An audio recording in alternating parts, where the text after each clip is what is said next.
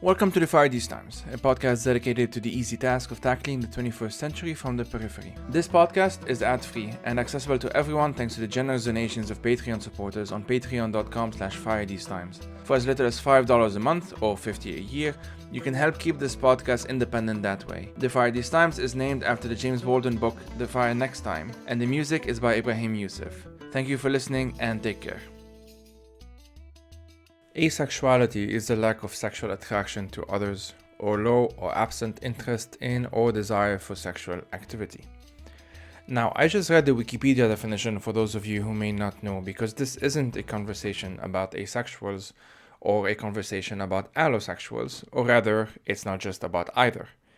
Asexuality says a lot about non-asexuals or allosexuals, who are, statistically speaking, probably most people, and very likely most of you listening. So I wanted to talk to Angela Chen about her book Ace, What Asexuality Reveals About Desire, Society, and the Meaning of Sex, which I highly recommend. And as I am notoriously crap at explaining why I like the books I like, I'm going to read a paragraph written by Sarah Nielsen for them.us, so them.us. Quote, "The crux of society's difficulty with accepting asexuality is, Chen argues, because compulsory sexuality is ingrained in societal narratives about mental and physical health, politics and liberation, and interpersonal relationships. Compulsory sexuality posits that sex is a primal human need, ties sex to maturity, and places sex in relationship hierarchies. Even in the queer community, though we hate to be over-sexualized by the straights, we often sexualize ourselves and each other. And while queer sex is indeed liberating for allosexuals, or those that do experience sexual attraction, so is the ability not to have sex." Chen argues, through a fantastic blend of nuanced and clear-eyed reporting, research, and personal reflection, that true liberation requires the dismantling of compulsory sexuality. End quote. Alright, that's it from me, folks. As always, thank you for listening and take care.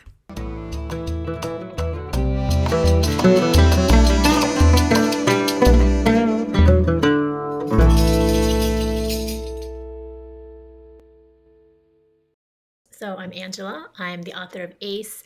I am also my other life a science and tech journalist. I'm a senior editor at Wired magazine, and I currently live in New York. Can we start with you kind of telling us the backstory to Ace? How did you come to write it, and why did you feel that it was important to do so? Absolutely. I think the honest answer is that I came to write it because I realized that I was ace, and because there was a sense of annoyance, maybe frustration, that it had taken me so long to realize that I was ace. So, as I mentioned, I'm mostly a science and tech journalist. Hopefully my next book will be about science and tech. So it's not as if I always, wrote about sexuality or about relationships. But after a series of, relationships of my own in my early 20s, I came to realize that I was ace. And there was just so much in the ace world and how aces thought about the world. And there was so much that I felt that the ace lens really enriched my life. And it was just sad to me that it had, a book hadn't been written about it. And at that point, because I've always been a journalist, because I had an agent, it just seemed like maybe the right person at the right time. Right. I mean, why do you think this is one of the first books on the topic? If it's something that is obviously not anything new, but your book is really one of the few books that I have found on the topic. Why do you think that is? So I think that, ace people have existed throughout history, or people that we today might call ace, have existed through history, but the ace movement itself has really only existed in the past, or the contemporary ace movement has existed in the past 20 or so years. I think a lot of aces are young, and when you're young, you have less power, you have less money, people pay less attention to you. There's also this idea that asexuality is very much tied to the internet. And I think that's both good and bad. I think it's definitely true that the internet has helped ace people find each other and organize and recognize each other in the same way that's true for many other identities and other groups. At the same time, I think that when any identity or any group is deeply associated with the internet, a lot of people don't take it that seriously, and they think it's just fake, or something that people are just making up because they want attention. And I think that that's part of the reason why asexuality, first of all, has been invisible for a while, but even when it hasn't been invisible, hasn't been taken seriously. And it hasn't been seen as worthy of, attention and thought and, deep engagement the way I think it deserves. Yeah, I mean, in the book, you talk a lot about even like the difficulty of you not using the term, but how people usually think of that term when they do so at all. It's you have an entire chapter like explanation via negativa, right, as you call it. And can you talk a bit about that? Because when I read that, what I thought of is actually autism because I'm autistic, and it's something that I never know how to explain what or who I am, right? Like because the only terms that I can use, and usually obviously the person asking me isn't autistic. Um, I kind of I have to put myself in their shoes and try to imagine certain things that we might have in common, or certain things that that person asking me, might find familiar. Essentially, I would be finding terms that don't really matter to me, but in order to try and get a point across, if that makes sense. And I did get a sense because at the end of the day, what most people think of about asexuality is just the lack of sexuality, right? It's something that one does not have, and that's about it. Whereas in real life, it's like in reality, it's so much more complicated than that. You talk a lot about it being a spectrum. You talk about all of these things, but can you sort of walk us through those difficulties, if that makes sense? Yeah, absolutely. And I think you're exactly right. I think the trap is that ACEs, to explain asexuality, we have to describe something we don't even experience. Mm-hmm. So it's a lot of saying, when you supposedly feel this, well, I don't feel that. But I'm not sure if I'm describing that right because it's something I've never felt. It's very, very abstract and very, I find it really philosophically interesting that people's experiences can be so different and we're trying to use language to grapple toward that. So many people have this very limited idea of what asexuality is that focuses on behavior. It means you either don't have sex or you hate sex, but asexuality is really more about attraction. And you know, I think the word asexual can be confusing. People would say, why how can someone be asexual and still have sex and still enjoy sex? And that's where all the complexity comes in. And I think that's another reason why there hasn't been that much understanding is because in order to talk about the really interesting things that asexuality offers, ways of looking at the world, of questioning relationships and thinking about consent, in order to get there, you first have to do this long explanation of it's this, but it's not that, but it's not that. Mm-hmm. But some people are like this anyway. And that's kind of, that can be just really tricky. Yeah, I mean, you're okay. So I can only speak to my own experience, obviously, and in my experience, and the reason why I think there are some similarities, obviously, we're not talking about the same thing, but the similarities is just the like being a minority within a big world kind of thing.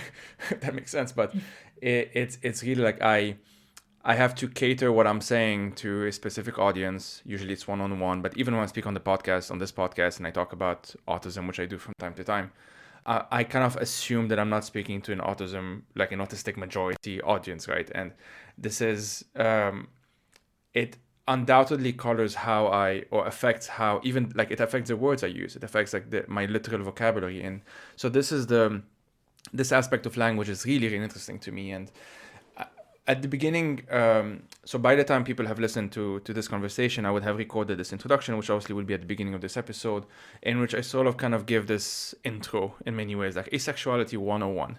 And can you talk a bit about what's that like to even have to do that 101, right? Like you already talked about it a bit, but we can get into it a bit more if that's okay.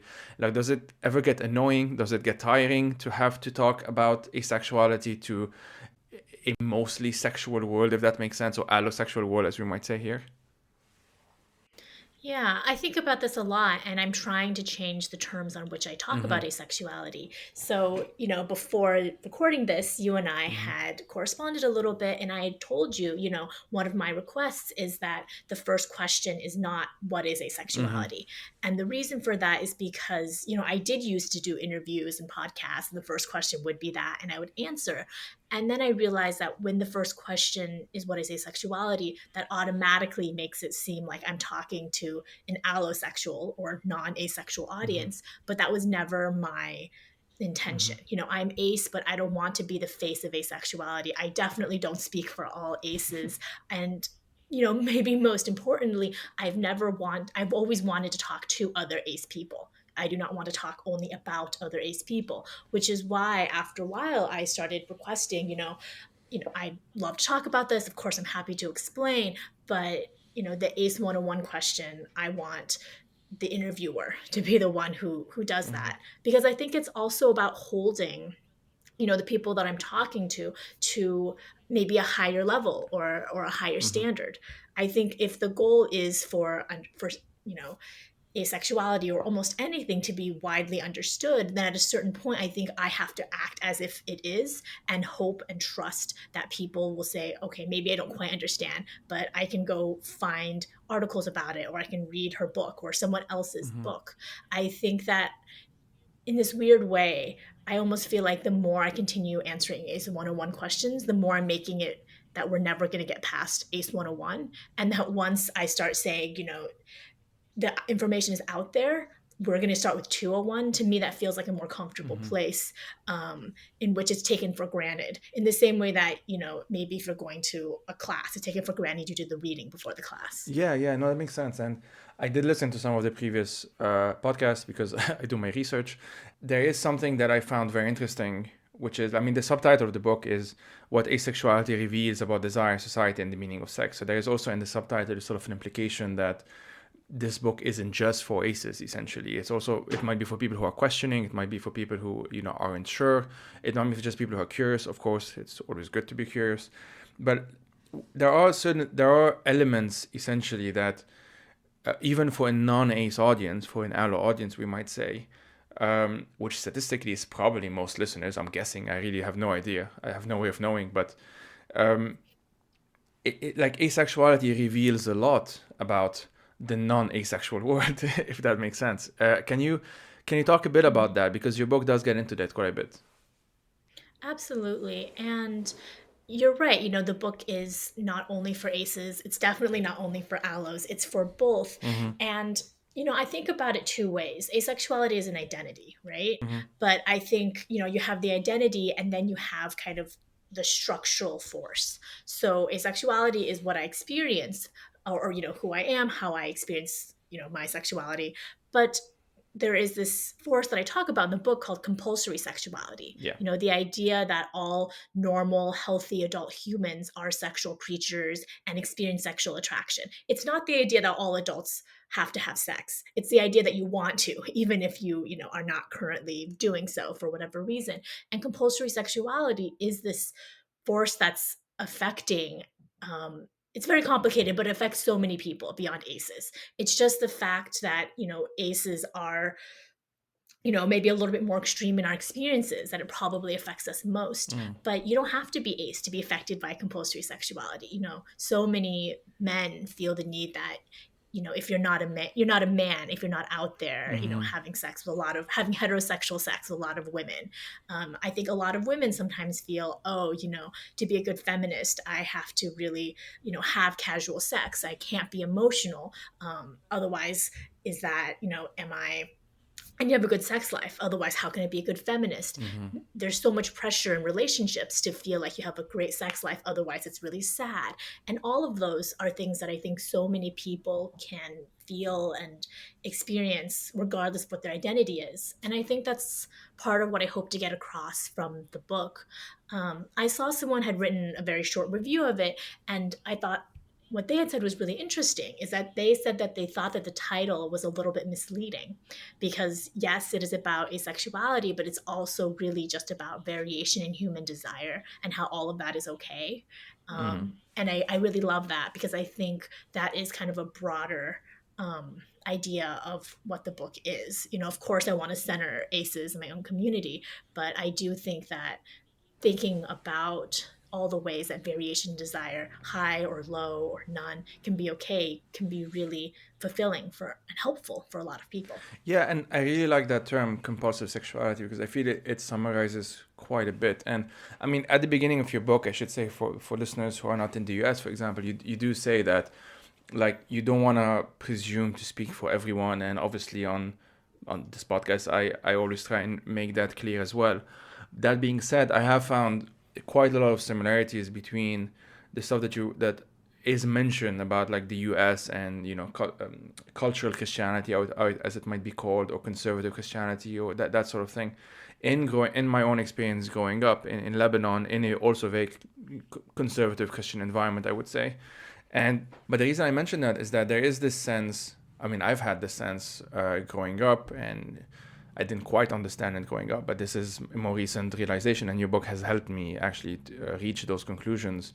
Is that my upbringing was both sex obsessed, I would say, while at the same time guilt tripping everyone about sex. Essentially, it's like sex is supposed to be this thing that everyone is supposed to want, and to be a good person, you're supposed to resist this thing that everyone is supposed to want until obviously after you get married, and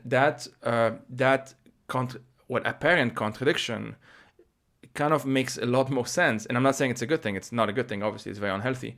But there's sort of this internal logic that only makes sense if you sort of understand this entire thing as being compulsive sexuality, as you call it. What I was wondering is if we can talk a bit more about this compulsive sexuality, as you call it, because I remember in one of your previous interviews, and I'm sorry I forgot which one, you're talking a bit about the tension between, for example, between feminism and asexuality, or at least common forms of feminism, because there is, of course, this idea of sex positivity, which is often translated as, your body is your own, and obviously all of that is good, but there's kind of an implicit assumption in many ways that this essentially means that you still want it, and what's wrong is that you're being shamed into not wanting it, rather than you may want it, you may not want it. It should be completely up to you. It should be completely what you feel comfortable with, and that includes not wanting it.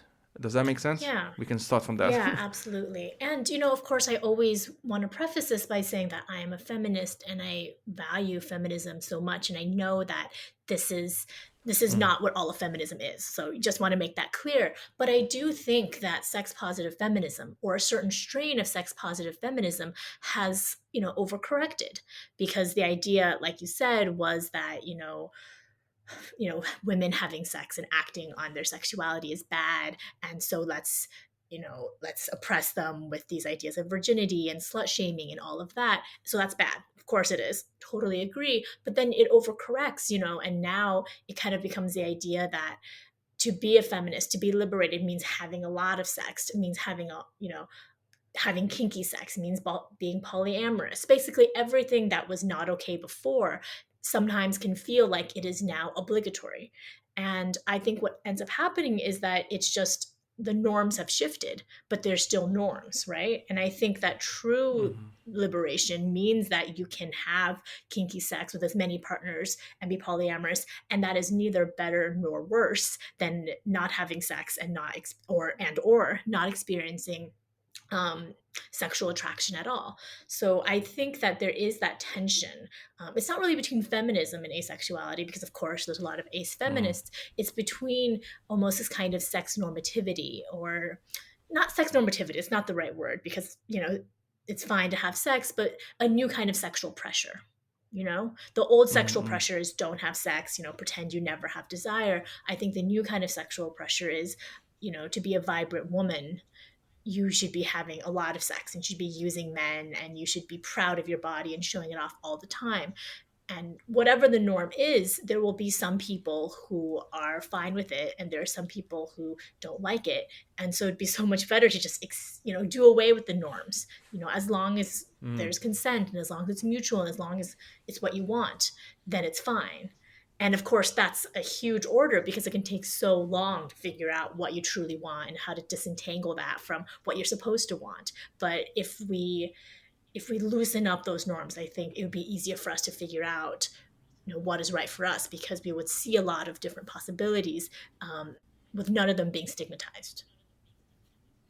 Yeah, somehow I thought of the norms around beauty standards was before it was very much about body shaming and obviously fat shaming and all of that, and now it's, well, I mean, it's still a lot about that, but there is more of a trend, at least within or something I see in commercials, for example, and that sort of thing, where, you know, you can be any body type, you can be whatever, but you can still buy our products at the end of the day. And there is very much a sense, and I can give an analogy, which again I can speak a bit more to. When it comes to autism, I obviously prefer a society that is okay with autistic people rather than a society that isn't, which is still most of the world. But I would still prefer to live in a world where it just did not matter, rather than um, it's basically the difference between accepting and tolerating, right? Like for me, this is the difference. I feel like I'm being tolerated a lot, and I would prefer being tolerated than not being tolerated, obviously. But it's kind of like just choosing which is your poison, right? Because being accepted is very different. Being accepted in a society where, or disabilities more broadly, and there is an entire debate as to whether autism is a disability, but whatever, we'll just go with it for now.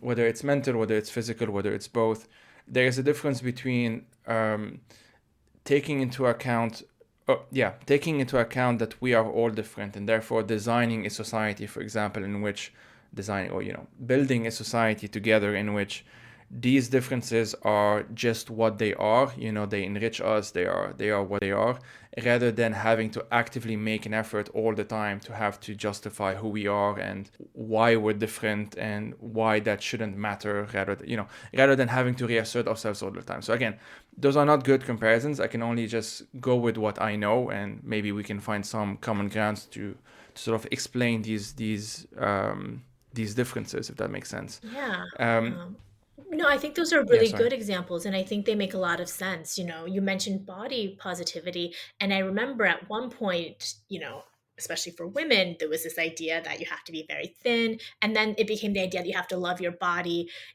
every day, or at least that's what the pressure sounded like to me or felt like. Hmm. And for me, I don't want to hate my body, but sometimes, I don't want the pressure to love my body either. I want to mostly not think about it. And I Exactly. completely resonate with what you said about not having to justify yourself all day. Um, sometimes people will say to me, I think I might be ace, but I don't know if I like the label. I'm not a labeled person. And I will say, I Hmm. completely understand. That's fine. And I think the greater purpose, is to dismantle compulsory sexuality, because once there's Hmm. no compulsory sexuality, in a sense, maybe it doesn't matter if you're ace. Maybe you can be allosexual, but you want to be celibate for whatever reason, and you can just say no and live your life, and you never need to point to asexuality or point to any other reason other than no. Like that's what matters to me, is not that everyone uses the ace label, because some people, for some people it doesn't serve them. The idea is that nobody has to think about it again, because it doesn't affect their life negatively. And if they want to be part of the ace community, that's great. But again, it's about that force, if that makes sense.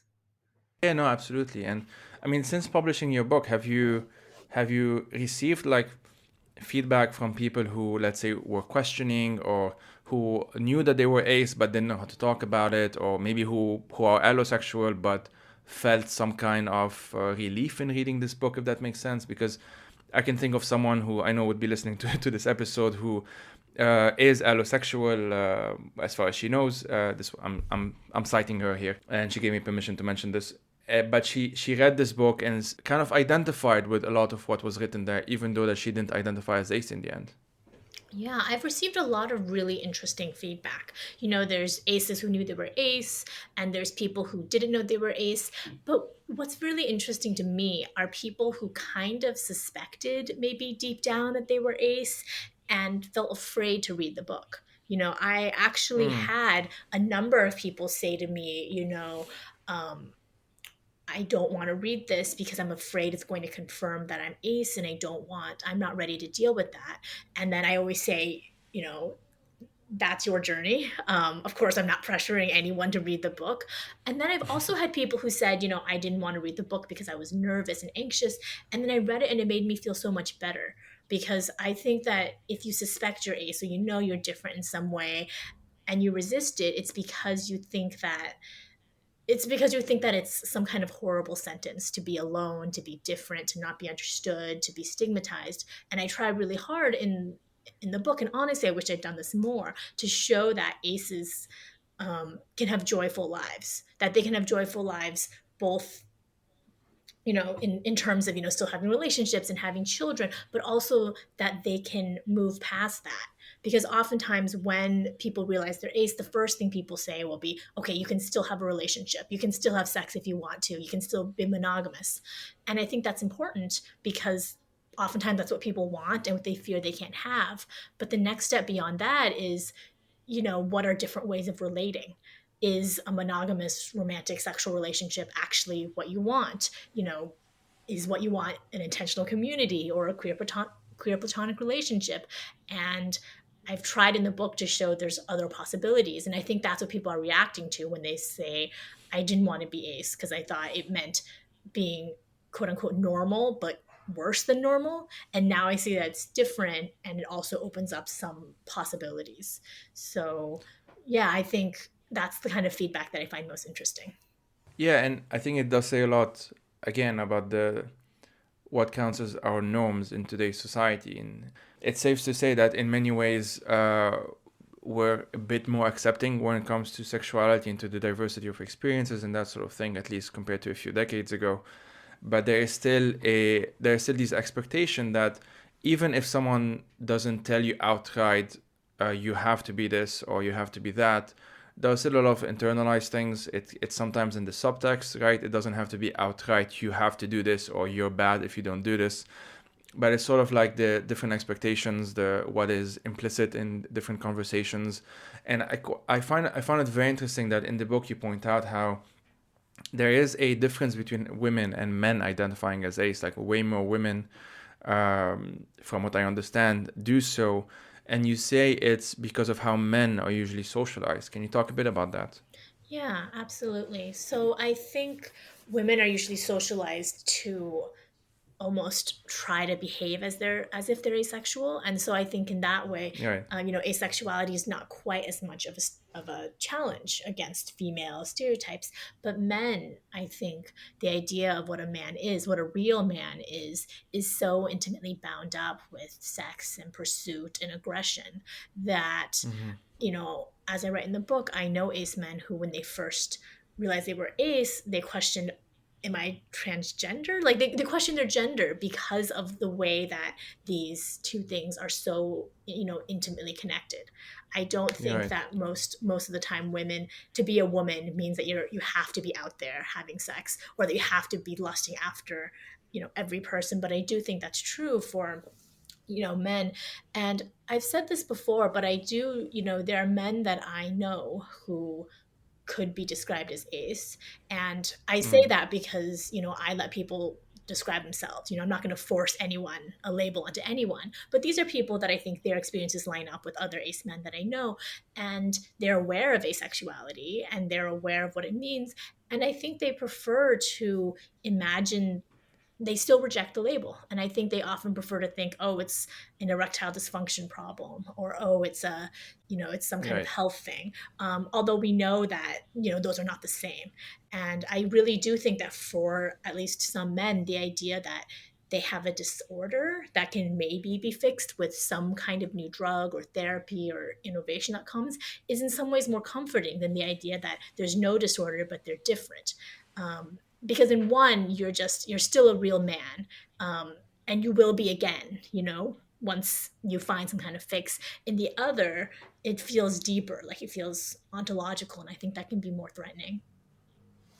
Yeah, and I mean, again, it speaks a lot to expectations that we, men have about what it means to be a man, about masculinity. The very, very rigid definitions of masculinity, which are obviously very toxic, and at the same time, it also speaks to misconceptions that people have about asexuality, which again, it's usually not thought of as a spectrum. It's just thought of as the absence of sexuality.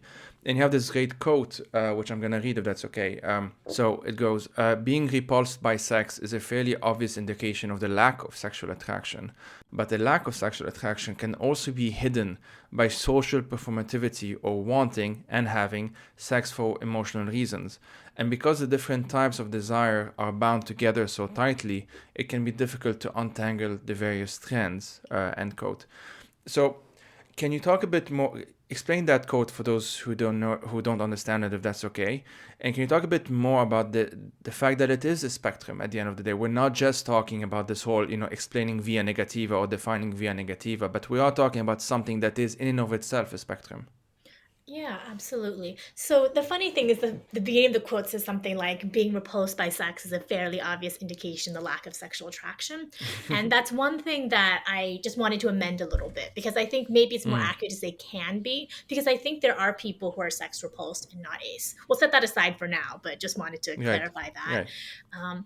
But what does it mean to be it difficult to untangle the various strands? I'll just use myself as an example. So I'm not sex repulsed. When I was growing up, before I'd ever had sex, when I was a teenager, I assumed that I one day would. I was excited about the prospect. I thought it was going to feel great. I had crushes on people. And, even into my first couple relationships, I was fine having sex. We didn't have any sexual problems. I enjoyed it. And so the question is, how can you be ace? And it's because I enjoyed it because I enjoyed it, emotionally. And I did enjoy it maybe physically, but I never had that experience that many of my allo friends say they had, where it's like you meet someone and you just feel horny for them. Like I never think about sex involuntarily. I may have sex, but I don't experience sexual attraction. So I don't know if that kind of helps explain it. But moving on a little bit to the spectrum, I think nowadays I think everything is a spectrum. And it's not that some people are never experienced sexual attraction ever in their lives, lifelong. In the same way that I don't think it's true that there is anyone who experiences sexual attraction all the time. Can you think of anyone who experiences sexual attraction 24/7? I feel like that would be a very difficult way to live, right? It would be very distracting. So, that spectrum is the same. Some people do experience, who identify as ace, do experience sexual attraction, or they experience it very rarely, or they experience it in a very kind of low level. Some people, of course, are sex repulsed and celibate, and they do say they have a lifelong. Some people, there's fluidity there too. Some people's sexual attraction can change throughout their life, and at certain points maybe it's a little higher, maybe it's a little lower. And I think that's totally true for allosexuals as well. So often, people will say, like, what does it feel like to be asexual? And then I will say, just imagine someone, like a stranger that you're not sexually interested in. That is pretty much what it feels like. I think all of us know what that experience is. Yeah, it's just always rather than from time to time, or at least Yeah. most of the time rather than Yeah. from time to time. Yeah. Yeah. And so it kind of brings me to what I wanted to ask about, again, this question of language and the limitation of language in many ways. Like, for me, language is just us trying to figure out the best approximation of what we actually mean, because it's very difficult to get our point 100% across without either missing something or being misunderstood, maybe, or being, all of that. And there are debates, at least from what I've seen. I haven't engaged with them that much, really, but in doing research for this episode and reading your book and others as well, stuff online as well. The term demisexuality is something that I asked a friend who I know is queer, for example, and she said that she didn't know what it meant, and when she kind of looked it up, she didn't really believe that it's a thing. And I was wondering if we can talk a bit, and I'm not asking anyone to, I'm not asking you to explain or justify it or prove its existence. Like, that's none of my business. But why do you think it confuses some people? And for those who don't know, if that's okay, can you just say what it is for those who don't know? And why do you think it confuses? Why do you think there's a sort of a controversy maybe around that term? Yeah, absolutely. So demisexuality means, and I don't identify as demisexual, but this is, the widely accepted definition is that you don't experience sexual attraction until there is an emotional attachment. And I think people will say, "Oh, that's just everyone." But one person explained it to me really well, because it's not about behavior. Like a demisexual person can sleep with someone on the first date.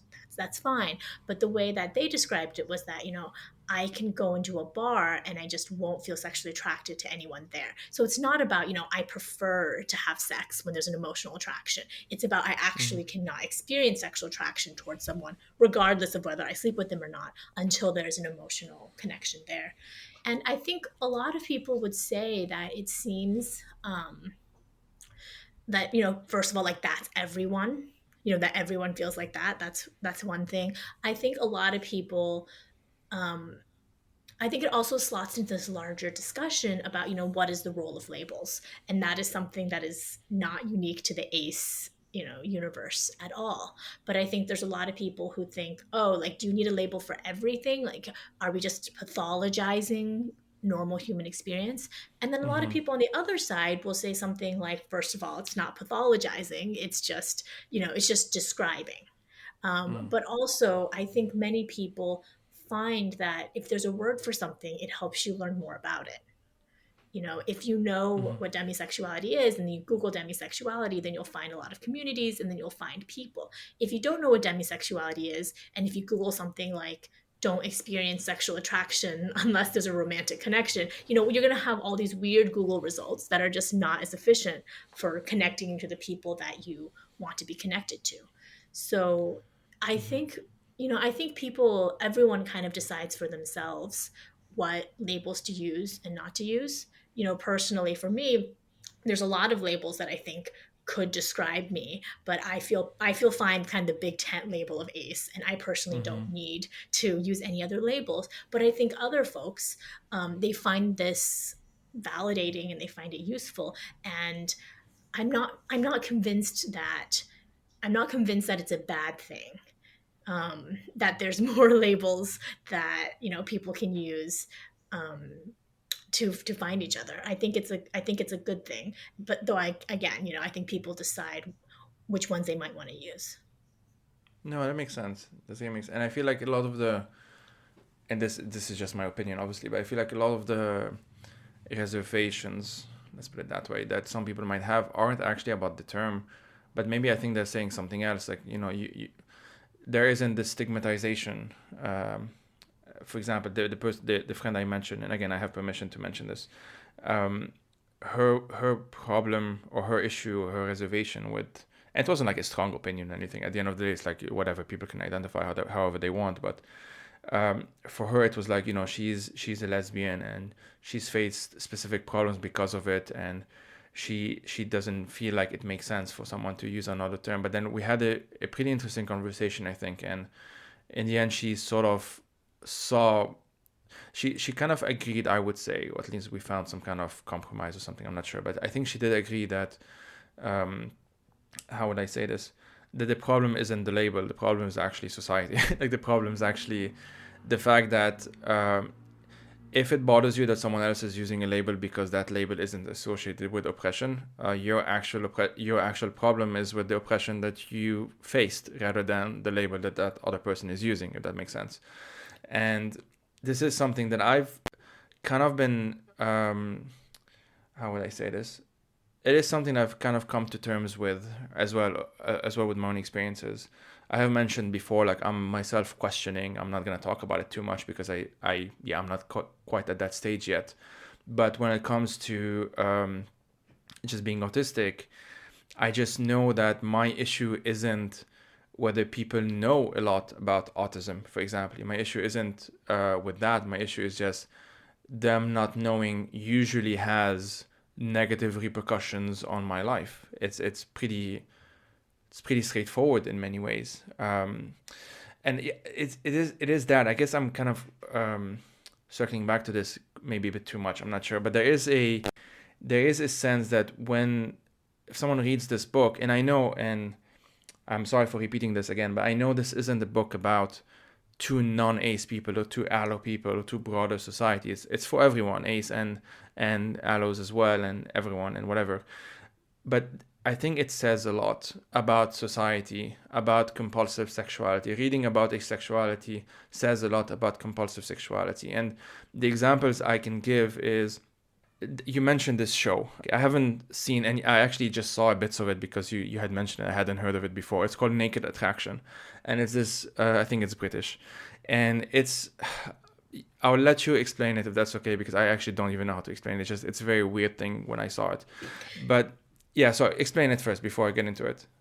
Yeah, it's a show that, I've not watched in detail. I watched one day when I was at my friend's house, and it's this dating show where someone, um, is looking for a date, and there's something like 6 people. I don't remember the exact things. So, Yeah. there might be some liberties here, but they're completely naked and they're inside these pods. And then the first round, the kind of door lifts up, and then I think you see up to the waist. So you see the genitals. And the Hmm. next round, you see, I think it's up to the neck. So you see the chest, and then so on.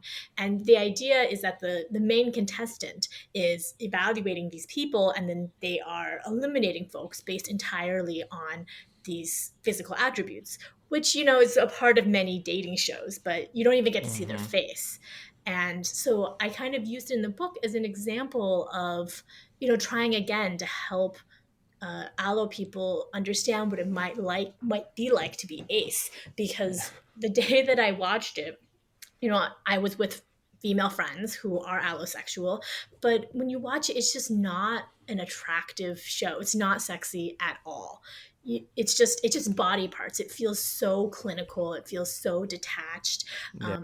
There's no eroticism there. And I think that's why I use it, because I thought that was kind of a funny way. These people my friends, they do experience sexual attraction, but they're definitely not experiencing it toward any of these people on stage. Yeah, and what I found interesting about that, and maybe interesting is a bit too much, but what I found revealing about that show is that it describes, I forgot the name of the television it's on, but it described as something something TV after dark is what they add after, and sort of like the implications that these are, it's everyone's deepest secrets and deepest desires, and because it's nighttime, obviously the association we make is that, or we usually make, is that nighttime provides cover for our deepest desires and dirtiest desires, and it's taboo, and therefore it can be liberating. And what's also sort of implied from all of that is that this is what night is like. Like night can't be, or nighttime, the after dark concept. Like it can't be just peaceful contemplation, or just hanging out with friends, or just doing anything else that's not sexual or not just sexual. The implication is that it's after dark, therefore it is sexual. And there is again this sense that you're right. I mean, it is a very ridiculous show, but the premise isn't that different from a lot of dating shows. I have nothing against dating, whatever, people do whatever they want, but there's again this sense of this is what everyone wants. It's not like this is just what we want. It's the message that's sort of portrayed from, that I get, at least the impression I get from watching these things, is that this is what everyone wants. And so obviously if you don't want that, there's something wrong with you. And this is my issue. This is the problem that I have. I don't care about dating per se. Some people like it, some people don't like it. That's fine. These aren't the issues that I have, and I have nothing against sex positive stuff. I have nothing, this isn't the issue either. The issue is that not everyone identifies with all of this. And if we lived in a society where it just didn't matter, like it was totally fine if this was your thing, if it wasn't your thing, totally fine, there's no social repercussions for not wanting that thing, then I feel like those shows would be very different. And so again, the issue, or let's put it this way, what I find very valuable in this book, other than understanding it for what it is and understanding those experiences for what they are and learning about different experiences and that sort of thing, and especially understanding asexuality as a spectrum, I feel like this is one of the main contributions of the book.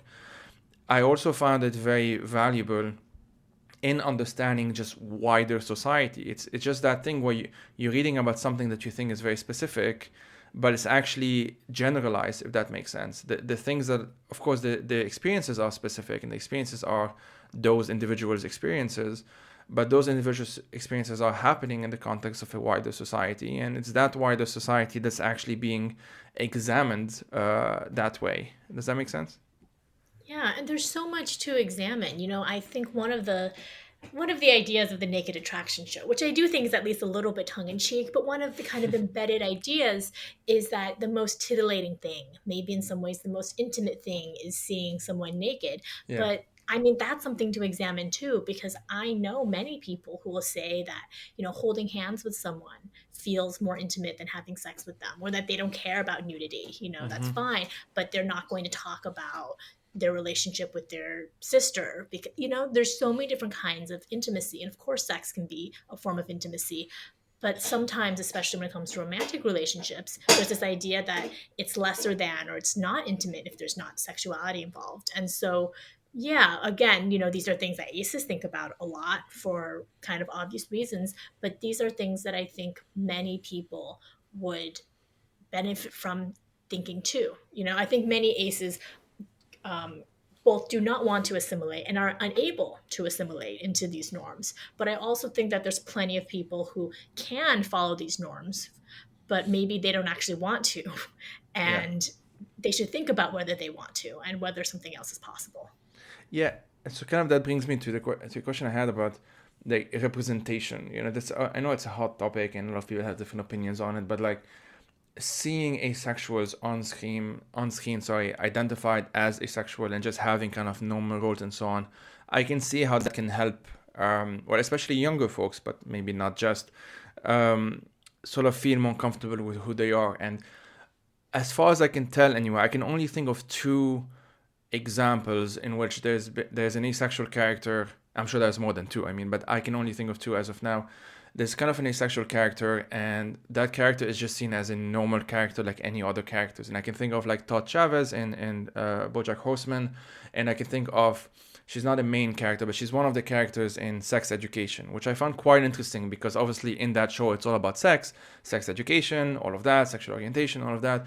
But there are at least one or maybe two characters that end up going to this sex therapist, and she identifies them as, or identifies one of them anyway, as asexual, and it's actually seen as this big revelation, and she's very happy with that.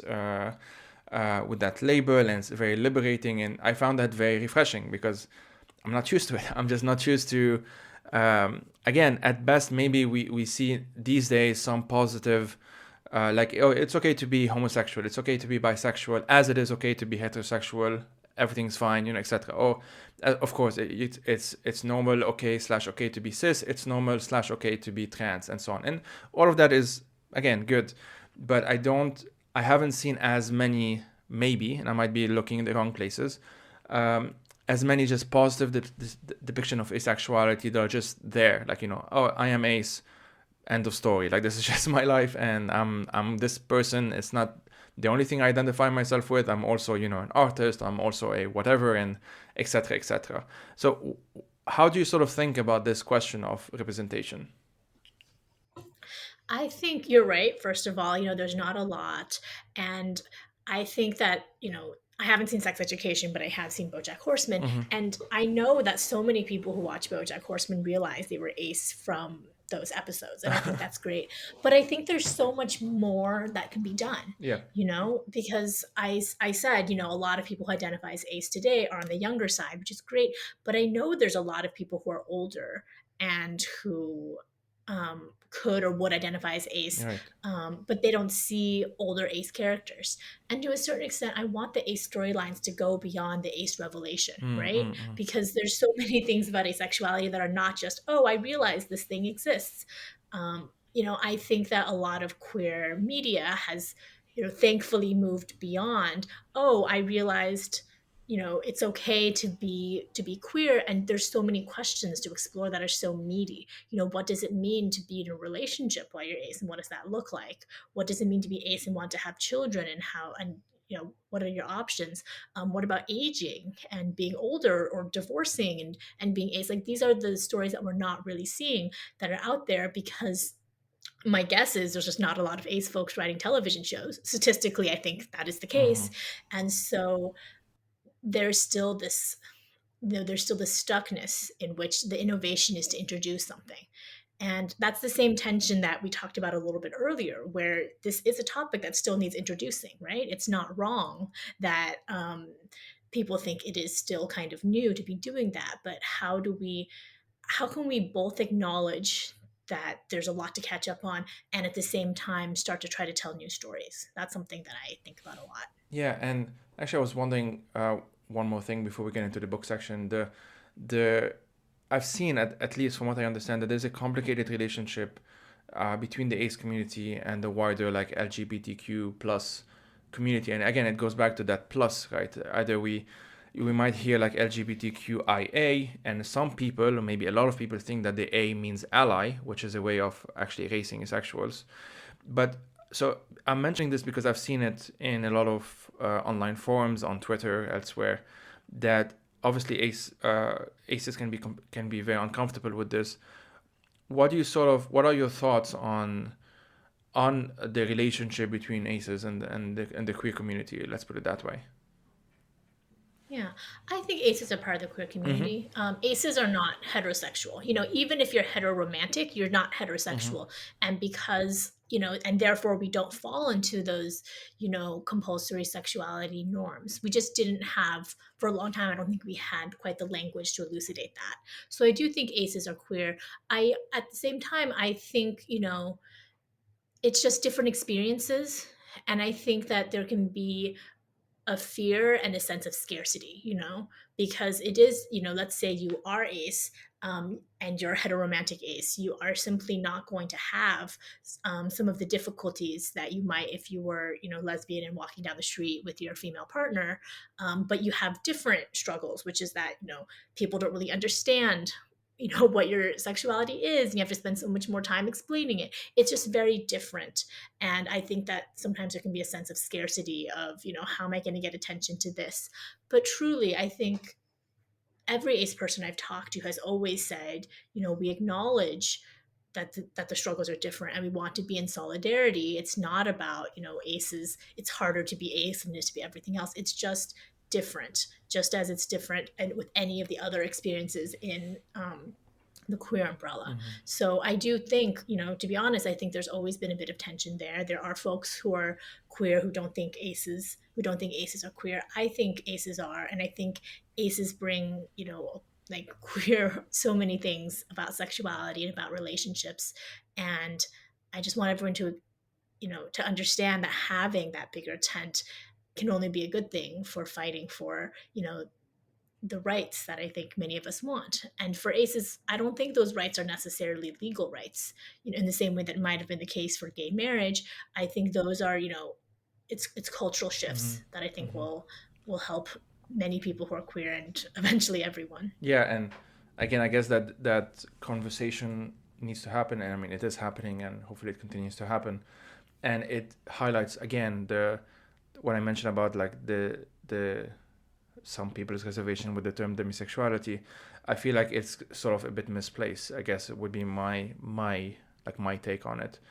Like, one shouldn't have an issue with the term itself, but rather with the fact that there are these being LGBTQIA, etc., is difficult. And the problem is the fact that it is difficult. The problem is that we still live in a heteronormative world. We still live in a patriarchal world. We still live into a highly oppressed societies, I should say, with different forms of domination. Obviously, not just the ones I just mentioned, but more than that, racial, class, etc., etc. And this is what we should be focusing on. And I feel like if someone is comfortable using a term, and maybe I'm just repeating myself, but if they're comfortable using that term, whatever my opinion may be, is just not as important as making sure that there are no social repercussions to using that term or to identifying in a certain way. And so, yeah, that's sort of what I would say to that. I guess I'm just repeating myself. Yeah, I completely agree. The term doesn't have to be one that you use, but I do think, I think about this a little bit in the way that disability advocates talk about accessibility. Like the idea is that, if there's curb cuts or ramps, then it doesn't only help disabled people. It helps people like women who have strollers, or old people, who have mobility issues. And I do think that not to, steal that analogy, but I think it's such a wise one. And that's so much of what we're fighting. It'll help aces, but it'll help other folks too. It'll help queer folks, but it'll eventually help, straight folks too. Well, yeah, I mean, for one, the fact that, as you mentioned, way more women identify as ace than men, I mean, that says a lot in and of itself. It doesn't mean that there are statistically more women ace than men ace. I mean, I have no idea. But it does definitely say that a lot of men who might be ace have these other, feel at least some kind of social norms to follow, and this is what needs to be tackled. It's like in the same way that feminism is obviously not just good for women, but it's also good for men, and because it re-questions why do we have these patriarchal norms in the first place. So I suppose that's a good way of wrapping this. And I guess what I wanted to ask, as I always do at the end of this podcast, is what are 3 books that you would recommend to listeners, and why those 3? Yeah. Before I go into that, I just wanted to add on to what you said is that I completely agree. And, at the very end of my book, I said something like, a world that is welcoming to aces is is a world that is not compatible with transphobia or racism or, contractual notions of consent. So I just want to say I completely agree with you is that, you know, it's not like these struggles and these fights are bound together. Yeah, absolutely. So for my three recs, one book is a book that I read while doing research for ACE, and it's an academic book, but it talks a lot about the role about relationships and marriage and how we think about what care is. And the book is called Minimizing Marriage, Morality, and the Law by Elizabeth Brake, who is a philosopher. And then my two other books are ones that actually aren't out yet, but I'm very excited about them.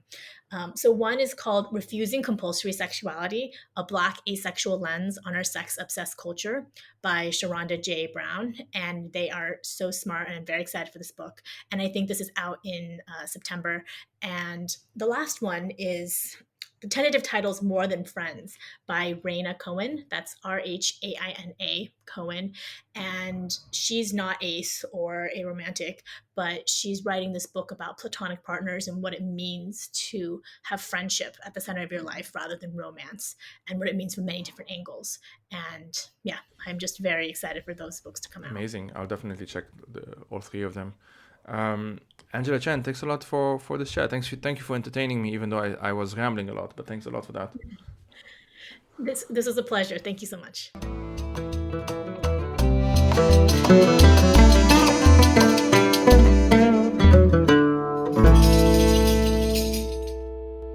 Defy These Times is hosted by myself, Joey Ayoub. I am also its producer, researcher, writer, and sound editor. If you want to help turn this project into a full-time job, please head out to patreon.com/FireTheseTimes to support it. These episodes are part of a bigger project which includes resources, a newsletter, and eventually YouTube video essays as well. As always, thank you for listening and take care.